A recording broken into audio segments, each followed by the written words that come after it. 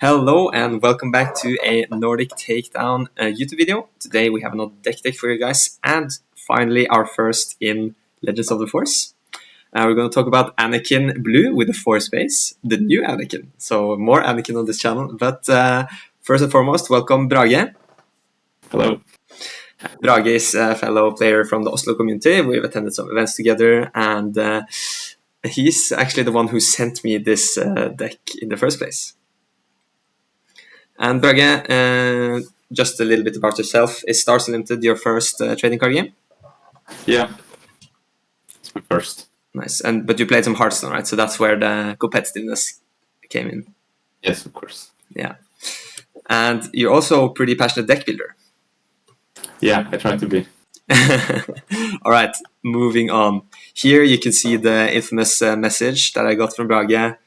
Probably the night the full set was spoiled, 8th of June, and it's 3:30 in the morning, and he said with this on Discord, I was like, Jonah, what was going through your head at this point, Brage?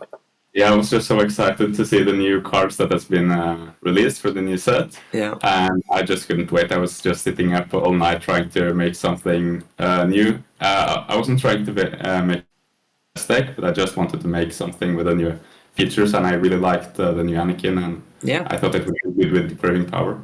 Yeah, super unique. The first only heroism leader. So as you can see, most is blue, but there are some villainy cards. And we're gonna get back to this shortly. But in case you haven't seen the new Anakin card, Anakin has an ability that's basically the same on the leader and unit side that lets him play a non-unit villainy card, ignoring all aspect penalties. So it means it can be villainy and it can be other colors than your base. So for instance, overwhelming barrage, which is green. So here we have the initial screenshot that you sent me, a bit bigger. And we see some villainy cards, not too many. We have Overwhelming Barrage, Craving Power, Palpatine's Return, and Super Laser Blast. So what was kind of your idea with these cards in the initial list? It was like I said, I thought Craving Power would be good, like having a second Overwhelming Barrage. Yeah. And I thought having Palpatine's Return would be nice to have more of the good Force units. Anakin, Obi-Wan, and Luke. Yeah. And then a Blast to kind of bit more control-y, being able to stop those aggro decks and then maybe stabilize with Redemption and 7 drops. Yeah, like kind of control, which is more tech against anti-aggro, not so much against other control decks. Yeah. So this was the 8th of June. Today it's the 17th. So we both had 9 days of a little bit of playtesting, tuning the deck here and there, and we've landed on something that's a bit different, but we're still going to talk a bit about it. And here it is. So Brage, what is kind of the main differences that we've changed? We've tried to make it a bit faster. I think the deck got a lot better after we added the Forces with me. Yeah. Other than that, I think the Tantive 4 is really good, even though we just have one of it in the main board. It's good against different types of decks, but I think against Villainy Blue, one of the types we struggle against the most, it's really nice against Super Laser Blast to have some refill. Yeah. So just a disclaimer, the reason why this Swoody B deck image looks so weird is because by the time we wanted to record this, Swoody B was not working properly, so we had to manually copy and paste in some pictures that we had changed. And one thing that maybe stands out is the planetary bombardment in the sideboard.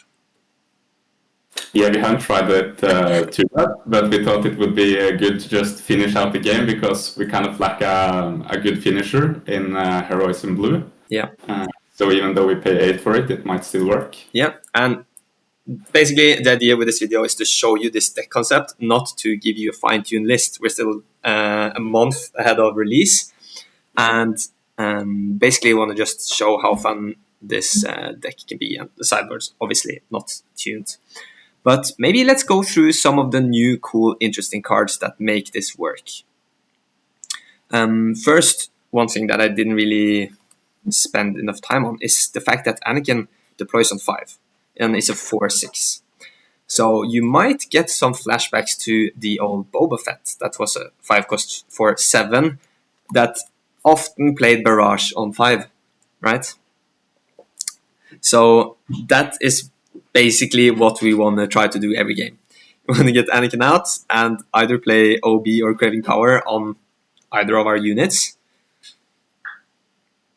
And but we need a little bit of setup before that. Yeah. And a crucial part is getting the force, right? Yeah, it can be hard sometimes to get the force rolling. That's kind of one of the difficulties, but with a lot of 2 and 3 drops with the force trait, it really helps. Yeah. So we have the new cards, the 2/2 Shielded, the Sage, Secretive Sage, and Yaddle, which are both pretty good to start off with. And then we have Ezra and Yoda. On 3 that are force. Ezra, if you haven't seen, is a new 3/5, really strong stats, and can give an experience token to a creature or spectre unit. We decided not to play Kanan and play the new 4-drops instead. Yeah, we tried with Kanan first, but I think the new 4-drop is just better. Having a shield is better than 1 extra health. Yeah. And also letting a heal for a 3 is very good in when you're meeting fast matchups. And that brings us maybe to my favorite cards of the list, even though favorite has to be OB and Craving Power, but the 4 costs here, Chirrut, Itinerant Warrior, Shatterpoint, and the Forces with Me, they are all so good. Maybe we'll start with the Chirrut, the powerhouse, as we call him. Being a 3/5 Sentinel, not the best, but his ability, that makes him really insane. Yeah, go really, over what it does? Yeah, it's really good against the aggressive units which try to attack it for 2 or maybe 3, because then it just takes 0 or 1 damage if you have the force. Yeah. So it can soak a lot of damage. Yeah, when Chirrut is attacked, you may use the force to give the attacker -2. And if you then maybe have a Yaddle and a Yoda beside him, you can use it multiple times in the round because our base lets us get the force while attacking. So that's really, really strong. Yeah, and having 5 health, it makes you makes the opponent need the 7 attack to kill it in one attack. Or a total of 9 if they do it in 2 attacks. So yeah, Chirrut is so good, and especially when we can buff him with Forces with Me or Craving Power. Yeah. Okay, Shatterpoint, if you haven't seen, it's either a takedown with 3 health remaining or a vanquish. But then you need to spend the force in order to get the defeat and non-leader effect. And the Itinerant Warrior lets you use the force to heal 3. I find not using that effect as much because I want to save the force for being able to play the 5-cost out of aspect immediately. But it can be really good when you need to heal. Okay, so then moving on to another new card that also one of the best cards in this list, the new Anakin. How we built the deck is so you can have both heroism and vigilance. So it's really good synergy. Yeah. And the clearest line is with Barrage, I think. Because Craving Power doesn't hit the discard pile. That means Anakin will probably only see a heroism unit in the discard pile, but if you, let's say, play a Yaddle or Restore Dark turn 1, they get killed before 6, and you've barraged on 5, then Anakin can give -3, and crucially to 2 different units. It doesn't have to be like Luke with -6 on 1, you can spread them out. That's really, really good. Yeah, and like Luke, you have to wait for them to kill one of your units, but here you can do it like claim initiative and then start by dealing 6 if you have one of each aspect in the discard pile. Yeah, exactly. And just starting off with a -3 is also good. Yeah. And then you guys already know Luke, of course, the best 7-drop we could play, but we have decided to keep 1 Priestess of the Force. It's a 6/8 that can use the force to give up to 5 shields. Yeah, it's a win more card, but it's really good against. At exactly that, just winning more. Yeah, and especially against decks that doesn't play Super Laser Blast or something like that. Yeah. All right, I think that's about it. We also left one, or added one lightsaber, because as we said, we tried to make it more aggressive, but haven't tested it too much, so might need to get cut or get increased.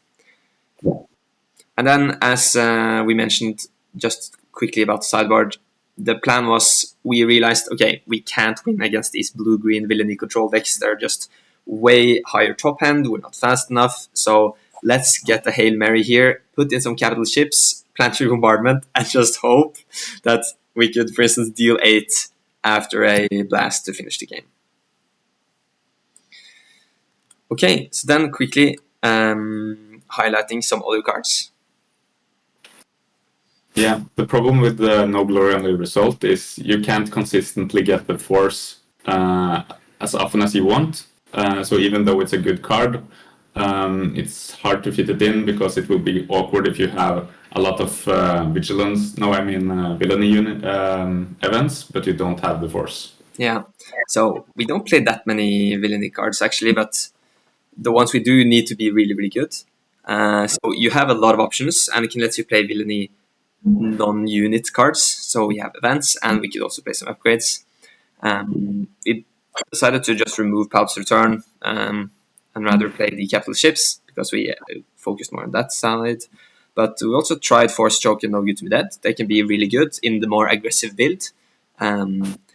Exhausting Anakin from set 3 is really nice, or Han Solo from set 1 with No Good to Be Dead. So yeah, you have a lot of options here. Could be interesting to test. And then, as we said, upgrades work too. Frozen in Carbonite, kind of like No Good to Be Dead, could be played. And we did add the Jedi lightsaber, so it's also possible to play these villainy lightsabers. The Fallen lightsaber, for instance, only cares about the unit being a Force unit and not a Jedi. So you could get that effect then. But yeah, not the best cards, but just showing off what Anakin can do here.